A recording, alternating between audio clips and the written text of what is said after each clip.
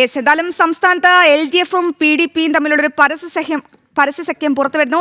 ഈ മണിക്കൂറിൽ ഏറ്റവും പ്രധാനപ്പെട്ട വാർത്തയാണ് ഈ PDP ഭാരവാഹികൾ ഉൾപ്പെടെ LDF-ന് പിന്തുണയോടെയാണ് മത്സരിക്കുന്നത്. വാർത്തയുടെ കൂടുതൽ വിശദാംശങ്ങൾ നൽകാൻ മിഥുൻ ചേരുന്നുണ്ട്.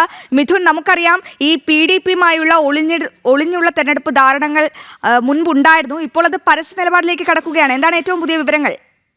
അശ്വതി സൂചിപ്പിച്ചതുപോലെ തന്നെയാണ് PDP-യുമായി നേരത്തെയും CPM സഖ്യങ്ങളിൽ ഏർപ്പെട്ടിരുന്നു. അധികാരം നിലനിർത്താൻ വേണ്ടി CPM-ഉം LDF-ഉം PDP-യുമായി പലയിടങ്ങളിലും സഖ്യത്തിൽ ഏർപ്പെട്ടു. പരസ്യ ബാന്ധവത്തിലേക്ക് ഇപ്പോൾ നീങ്ങുന്നു എന്നുള്ളതാണ് ഈ തെരഞ്ഞെടുപ്പോടെ ഉണ്ടാകുന്ന മറ്റൊരു സവിശേഷത. കോട്ടയം ഈരാറ്റുപേട്ട നഗരസഭയിൽ PDP-യുടെ ജില്ലാ പ്രസിഡന്റാണ് LDF-ന്റെ സ്വതന്ത്ര സ്ഥാനാർത്ഥിയായി മത്സരിക്കുന്നത്. ഈരാറ്റുപേട്ട നഗരസഭ 9-ാം വാർഡ് കാരക്കാട് ഡിവിഷനിലേക്ക് PDP ജില്ലാ പ്രസിഡന്റ് നിഷാദ് നടക്കൽ മത്സരിക്കുന്നു. LDF സ്വതന്ത്ര സ്ഥാനാർത്ഥിയായിട്ടാണ് മത്സരിക്കുന്നത്. PDP നേതാവ് അബ്ദുൽ നാസർ മദനിയുടെ ചിത്രം ഉൾപ്പെടെ ഫ്ലക്സുകളിലും ബാനറുകളിലും പോസ്റ്ററുകളിലുമൊക്കെ ഉപയോഗിച്ചുകൊണ്ടുള്ള പ്രചാരണമാണ് LDF ഇവിടെ നടത്തുന്നത്. ഇത് മാത്രമല്ല, സംസ്ഥാനത്തിന്റെ വിവിധ ഭാഗങ്ങളിൽ LDF-ഉം PDP-യും പരസ്യ ബാന്ധവത്തിലാണ് ഈ തെരഞ്ഞെടുപ്പിനെ നേരിടുന്നത് എന്നുള്ളതാണ്.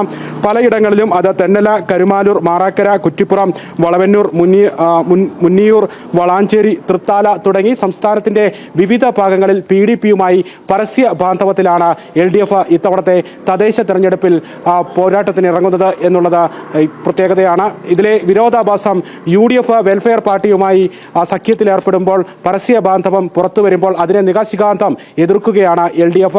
നേരത്തെ നിലമ്പൂർ തെരഞ്ഞെടുപ്പിലടക്കം UDF-നെ വിമർശിച്ചുകൊണ്ട് LDF രംഗത്തെത്തുകയും ഒക്കെ ചെയ്തതാണ്. ഇങ്ങനെ എതിർക്കുന്ന LDF ആണ് ഇതേ കാര്യത്തിൽ തീവ്ര നിലപാട് പുലർത്തുന്ന മറ്റൊരു കക്ഷിയുമായി സഖ്യം ചേരുന്നത്, കൂട്ടുചേരുന്നത്.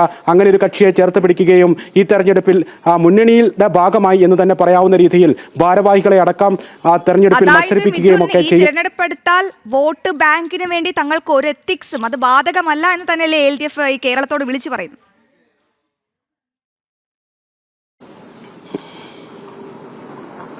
LDF ആയാലും UDF ആയാലും ഇതേ നിലപാട് തന്നെ പുലർത്തുന്നു എന്നുള്ളതാണ്. UDF വെൽഫെയർ പാർട്ടിയുമായി സഖ്യത്തിൽ ഏർപ്പെടുന്നു. കഴിഞ്ഞ നിലമ്പൂർ തെരഞ്ഞെടുപ്പ് മുതലുള്ള ഘട്ടങ്ങളിൽ ഇത് കണ്ടതാണ്.